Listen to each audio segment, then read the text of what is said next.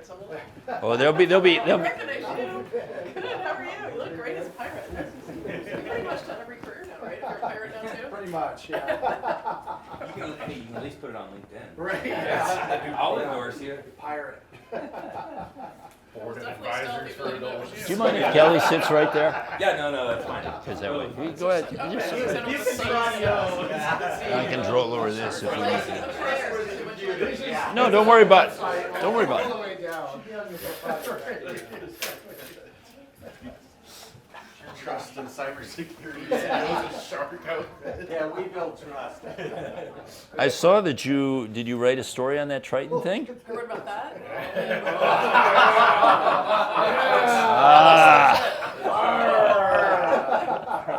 Our Bryan. Ready to sell some I already said some years, like, they didn't have to do very much for me. Like, you're good. He was like, I grew this out. You I guys. did. I grew it before Eric threatened me. He said, Eric, you're not getting anything done, just the costume? just the cost. Okay. They're about to clip his ear. They were gonna, because I was like, can we have a clip? We can make this look like earrings. You have this big clip. I was like, no. It'll get quiet in a few minutes. Funny. What else do you have for us, Master Billy? I, Master Bryan, the finest, most expensive, and explosive powder. What year is this? Let's keep it easy. We started in 2007, and we skipped two.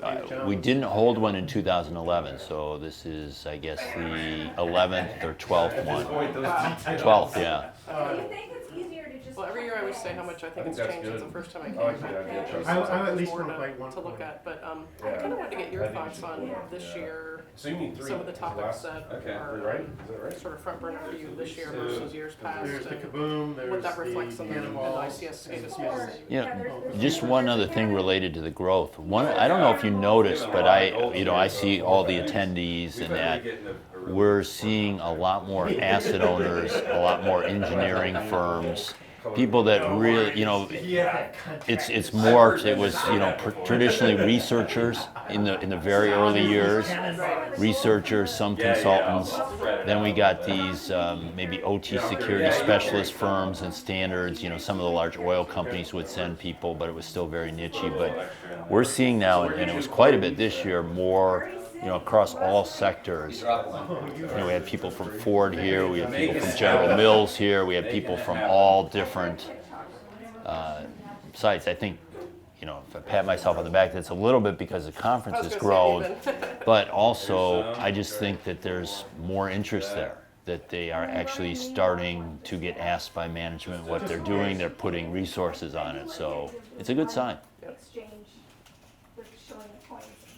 I like that. Gotcha. Okay. Yeah, we So can. just back to the other question about just kind of what topics or what issues seem kind of front burner to you now and how that's kind of reflected here at the conference and maybe sort of spell about you for people to talk to here about what they're concerned about or what they want to know more about or what their experience is. They give you the best. Yeah, I mean, it seems to be, almost down two paths. There's the path, what are we going to do when all this stuff changes, when we start getting this, all these cloud options, all this IoT options, how are we going to address it? How are we going to secure that? Because,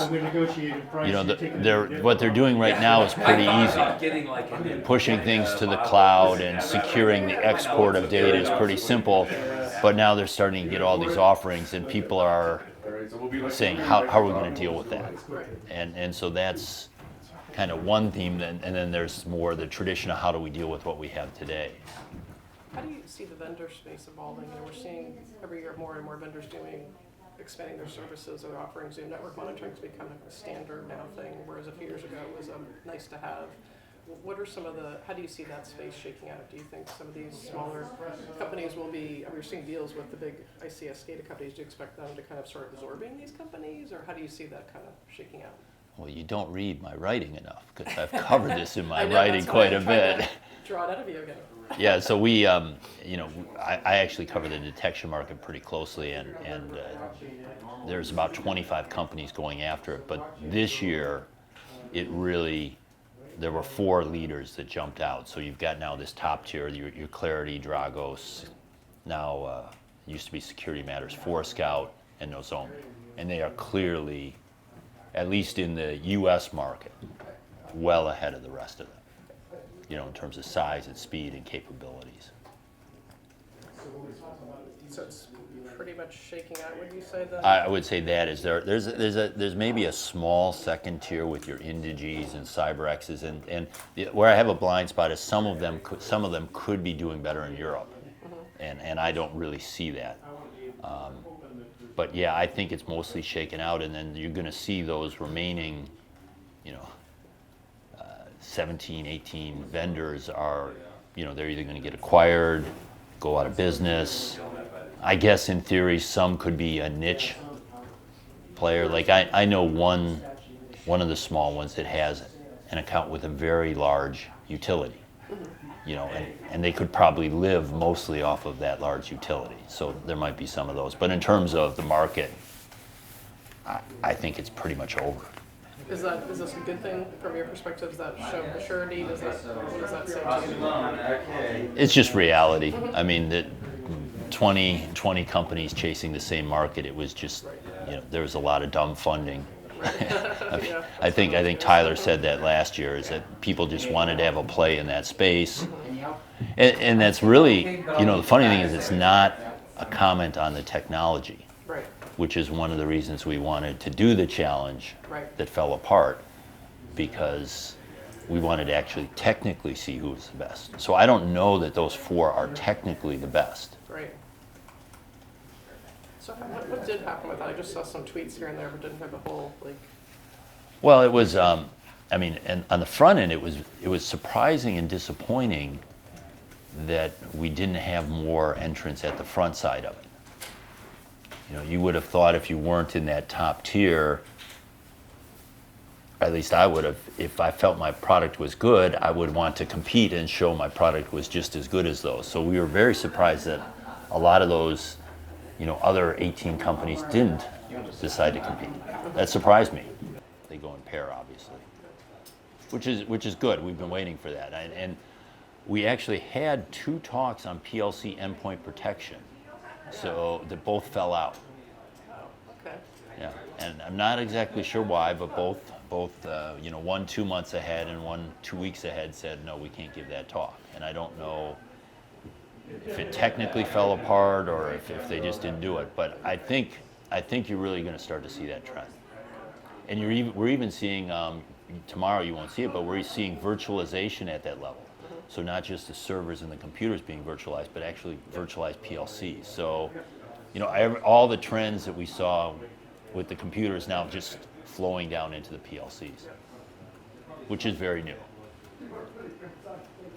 And the theme I keep hearing again and again, which has been going on ever since we've had these conversations, is there's still a lot of cases, there's still not a really good connection between the IT side and the OT side of the network, you know, in terms of making sure that they're securing on each side of their, knowing what's going on their end. How does this trend that you just mentioned, if they're doing similar things that IT's doing, what about that sort of communication gap that we sometimes see? How does that affect it? You need to read what I've written.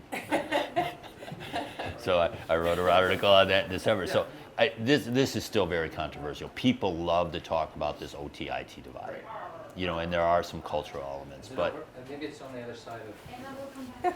I'm sorry? yes, I've got my laptop. Awesome. is this No, that's not it. maybe under here? Oh, there it is. It's back Was I there. Do you want this one? That's the one. I thought I was sitting on a shark head or something. Oh, fantastic. There you Wonderful. go.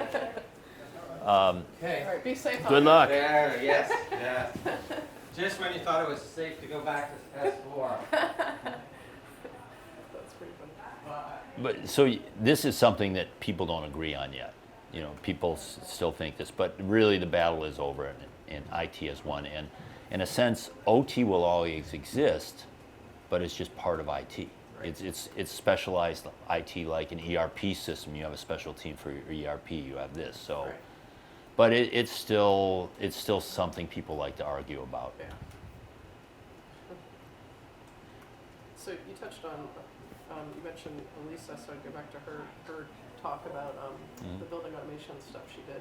Tell me what, I know you, obviously you picked her talk for a reason. Tell me what made you decide to include that and sort of how that reflects what's happening in the market in terms of building automation systems becoming more part of the OT?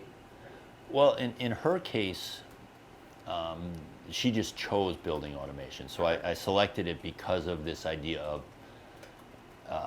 they had this long attack, and it's an interesting attack, and it's a lot of good work, but what was really novel is you get in there and you hide on the PLC, and that could have been in any system. But we did get, it was funny, we got more I'm trying to think, we have had a building automation talk submitted and accepted, but we got maybe 10 building automation talks submitted. Wow. So it's like the light has started to shine on those. Yeah. I think a lot of the issues with those is that they're on the enterprise network in most cases. Right. So they're the ones when you see Kaspersky saying 42% or whatever number is attached to the internet. A lot of those are building automation systems. Yeah. Why do you think it's kind of been thought of as a separate thing? Not part of the whole picture of the whole environment. Why have building systems not always been? People not really realized how much is actually connected, or Organizational structure. No, seriously. It's funny because a lot of times these building automation systems, they sit on the enterprise network, but IT has no access to them. Okay. You see this also with the access badge systems. A lot of times they're running really old software because IT isn't allowed to touch those computers. So they're not in operations. They're not, not behind the firewall in the ICS, and they're not run by IT. So it's this little group that's, kind of done their own thing. And then the other thing, there was a presentation yesterday that James Houston did, and he actually has put these systems in. So he was a building manager for like a large hospital. And he said the people that put these in, they're not IT people, they're not even engineers. They tend to be fairly low wage, Right. people that do this, so they're not even thinking about security. So it's this little island that no one's really been involved with from an organizational standpoint. Is it kind of because some cases it was part of physical security, which everyone considers a Yeah, separate thing, it's really not? it maybe wasn't part of that, but exactly the same issue. Okay.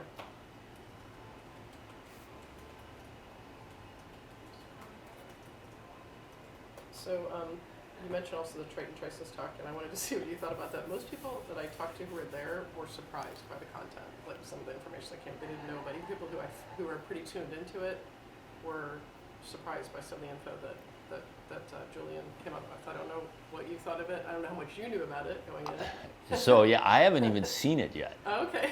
Well, it's quite well done. I saw the slides, but I understand a lot of the more newsworthy things were in the talk, not the slides. Like when he dropped the F-bomb at the beginning. Well, not only that, but also I understand that he said some things about vendors that weren't Right. appreciated, Yeah. but obviously those weren't in the slides. I'm not saying we wouldn't have Right. run it, Right. but I haven't heard it. I've just heard from a lot of people about it, so that was, I don't know what the truth is. I wasn't there, but I was a little surprised. People kept coming up to me last night at the welcome party. I'm sure. What was this Triton thing? And the only reason we made it a secret was we believed that if we put his name on there, that there would be a bunch of people saying he can't talk. Right. And I really like the idea of someone on the ground saying, hey, what's it like when the system goes down? And the first time it went down, they didn't know it was a cyber attack, right? They Right. brought it back up. Right. Next time,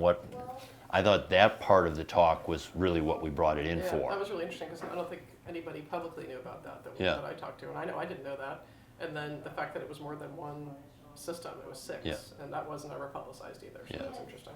And there were some clues that had they been caught earlier, would Yeah. have stopped it earlier. So Yeah, Yeah. I think the vendor response sort of issues, I've heard a lot of people say that that's not accurate. But I'm not there. I don't know, and I haven't even heard it yet. But I thought it was going to be a very interesting session just for the on the ground before all these really experienced OT incident responders came in. What was it like? yeah, no, that was really cool. And then I did reach out to Schneider last night. They sent me a statement. It was in my story, but they're still trying to get more, I think, response to. So I was talking to Julian afterwards at the welcome reception, and he was just saying he felt like the attack was probably sort of a staging or testing ground for other future attacks. It was definitely focused on this particular organization, which he also confirmed that no one else had really confirmed before, that it was a Saudi Arabian petrochemical company, which was sort of some of the speculation was that, but nobody ever confirmed that, including Schneider. So that did come out last yesterday Yeah, too. That yeah. was interesting.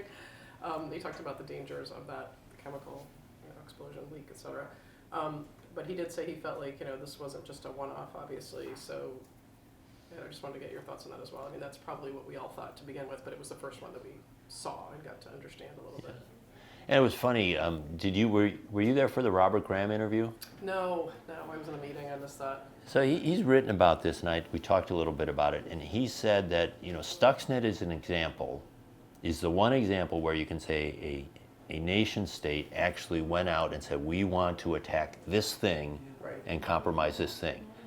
And he said if you look at NotPetya, WannaCry, and a lot of these other things, he said what's much more likely to happen is that maybe organizations paid by state sponsors or states themselves might just develop a capability and then just look where they can deploy it.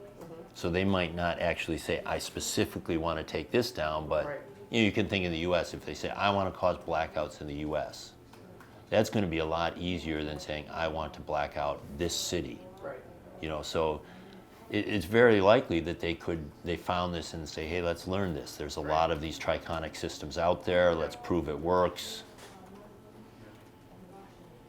And I also think we talked about this back when we were at the COVID Center. There's this issue that you can't just launch an attack. So if whoever is telling you to do the attack, you can't wait till they say, push the button. You have to have it all pre-staged and all that. So even if they were going after those people, it's not necessarily that they were going to cause any damage then. Maybe they just wanted in some future date to be able to do it. That's what I really wonder about. That's the question I ask myself. How many systems are already compromised just waiting for someone to give the go-ahead? I mean, and I would expect any government, including ours, to have that capability. And then if something goes wrong, like with theirs, either gets exposed or it could cause more problems than was originally envisioned. Well, and sometimes this is the hard part. This is why people are talking, this Cyber Geneva Convention sort of thing is, I think the speculation, I don't think it's ever been confirmed. You would know better than I. The German steel mill attack was not actually, they weren't trying to cause the damage that they caused. They were in there looking around, maybe doing some things, and they accidentally did that. So that's a risk that we worry about. So did you see the Trend Micro guys RF hack thing they did? I saw that. Yeah, that's nice. What did you think of that? I mean, I know we always hear jokes about stunt hacking, but that actually seemed to be. Hi. Sorry about that. No problem. Sorry. Don't worry about it. Sorry, Gene. No problem at all. Sorry. Thanks again. I'll see you over there. It was. One second. Are we good with him? Do we need to get him down to stage 2? Yes. Okay. Sorry, am I holding you up either? Sorry. No, I'm afraid to walk by. So I know that sometimes those kind of things are visual, like the stunt hacking joke, but that one actually was really interesting because they did do a lot of work and they were talking about how pretty easy it was actually to do, and I know there was some visual parts to it with their little model and everything, but I wanted to get your thoughts on the whole RF space because that's a space that's been looked at before, but not this way in terms of vulnerability. Yeah. No, I think it was a good awareness. Awareness activity, almost like what you said with the building automations. And it's bigger than what you think. It's actually, so there's a lot of systems that, this is just another area where control systems are in place, mobile fleets. So if you think of mining in the pits, you have diggers, you have haulers, you have all sorts of things.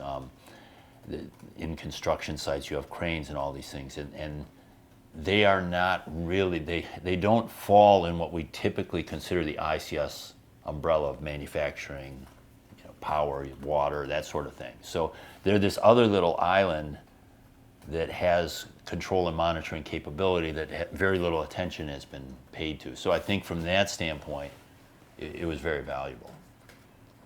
It was interesting how they had guys all over the world working on it, like this whole team of 7 people, Yeah. like in Europe, and it was just really interesting how they pulled it all together. And they were different. I guess Steven had started the process, Yeah. and then they brought in more people. Everyone just kind of added into it. It was kind of a cool team effort, I Yeah. thought. Well, and I can tell you, because we have some clients that have mobile fleets, Mhm. and the people responsible for those are completely different than the people responsible for what we would traditionally consider an ICS. And it's its own zone, and it's not protected in the same way. It's been one of these things where people haven't really worried about them.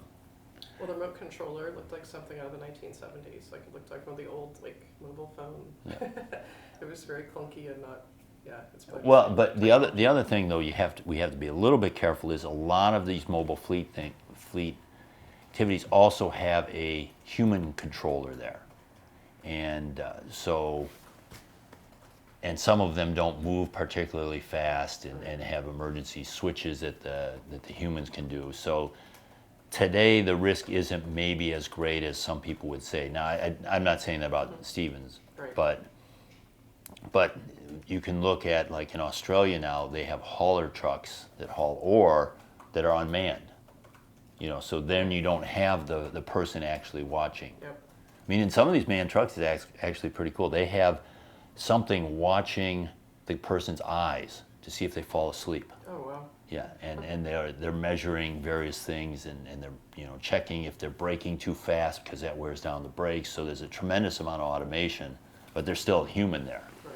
But in the next 2, 5, 10 years, the human's going to go away, Yep. and then it becomes an even bigger deal.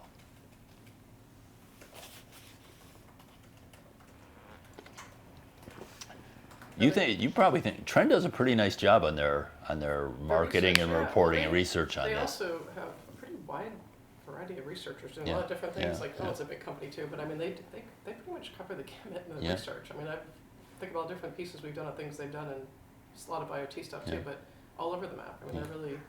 they seem to have a pretty good group of researchers there. Yeah, and that report was pretty slick. Yeah, That's yeah. the I've most read slick one I've ever seen. I've read some of the other ones. They Yeah. really Yeah. do a nice Yeah. job. No, they do. They do. And I was telling Steve, I first met him here, Yeah. not here, but the other venue, when he was with the Air Force. I first interviewed him when he did a PLC research way back when. Really, Yes. Stephen Hill? I didn't Yeah. even know he was. I Yeah, met him he when he was did. with TVA. This was when he did, what year was it? It might have been the first year I came to S4, when it was at FIU. Yeah. He was with a group of them who did, and I found the story too, I don't know what year it was, but they did some sort of PLC hack, and this was like a project. He was like a student at that point. Like, Wow. Yeah. So like, how long ago did I first meet you? And he's like, yeah, I remember that. So yeah, then he went somewhere else after that. But he was part of a group that did a talk here. That one. That was the first one I went to. Yeah, I mean, he worked for me for a while. Okay, yeah, I know that. Yeah. This was before he worked for you. Oh, okay, yeah, Yeah, so yeah. that was kind of wild. And he was a student, so he couldn't really his boss talked more, but I met him at the time. Yeah. So yeah, so it's pretty interesting seeing him come along here. I think those are really, I know I'm getting close to your next meeting. Was there anything else you wanted to point out about, or things that you're especially interested in seeing today, or I know the cabanas are always fun, so. Yeah, I guess the thing that I see, and I think that we still have to work on, is I don't think, and this I mean, if you were at my keynote, this is it. I don't think the community understands the pace of change that is coming, the wave that's coming. I mean, maybe like everyone might say, yeah, it's coming, but when we seriously get operators replaced, by machine learning in the field, and then you maybe have just an engineer in the control room. Maybe you have more engineers in the control room to deal with the problems, but you don't have, staff sitting there 24/7 monitoring 3 different pods. I mean, we're going to see the actual operations and the low level, the things that we consider control systems, actually spread out all over the place, and that has a huge impact on security. Yeah. And I'm worried that we're not going to get in front of that train. I mean, it seems like it'd be a good thing for security in some ways, but then also, if you're not, like you said, if you're not ready for it, you don't have the right understanding of how to deploy that technology, then it could be a blind spot, right? Well, and you need to, I mean, you even need to ask for the right things. So if you're saying to Mr. Vendor, I would like you to monitor my system and change these, and you have the authority to change these controls, but not these other controls. That's not really happening today. Today it's you're in or you're out, Right. you know, and so, and a lot of the reasons it's happening that way is the asset owners aren't asking for it. You know, saying, oh, we trust this. And I think this was a case Joel made. These vendors are going to be huge targets because there's so much leverage. If you can compromise them, you can get all these people. So I'm very excited about it. When you see actually what they're offering, it's huge advantages that are going to be too big for the executives to pass on. Right. I mean, they're going to do it. Right, right. And But then you're right, there are targets, kind of like a cloud. Yep. Cloud. Yeah, I mean, They're it is cloud. cloud-based Yeah, anyway. yeah. But yeah, it does make all the eggs in one basket or the big fat target Yeah. bigger. Yeah, and so we just have to get ahead of that. And I think we've made some progress. We're talking about it here. We're starting to get at it. But I worry that people don't really understand how fast it's going to change. Because the people here aren't the ones that are going to decide when it's going to change. It's going to be the executives talking to the vendors, and they're going to say, oh, there's this great service, we want it, put it in. And they don't necessarily understand all the implications. Yeah, yeah. otherwise. Yeah, that's a really good point. And I mean, it's like following the history of IT. Like, it's just a few years behind, but it's the same, but higher stakes. Yeah. Yeah, and you should, if you get a chance, you should, sometime I'll show you the video. Patrick Miller gave a talk on the on-ramp on executive communication and how we need to talk to executives. He's really good on that.